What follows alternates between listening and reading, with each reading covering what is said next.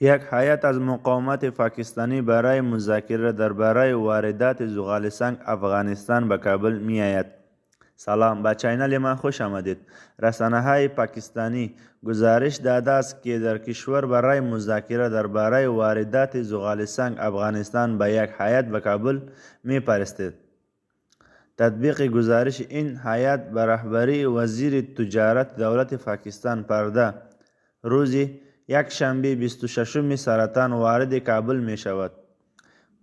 پیش از این رسانه های پاکستانی گزارش داده بود که به دستور شهباز شریف نخستین وزیر این کشور در واردات زغال سنگ از افغانستان به جای دلار از روپیه استفاده می کند و این اقدام به پاکستان کمک می کند تا ارزش گرانبها را ذخیره کند.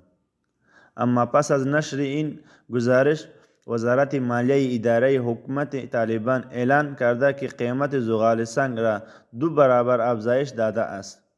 روزانه حدود 12,000 تا 14,000 تن زغال سنگ عمده تا پاکستان کشور همسایه صادر می شود.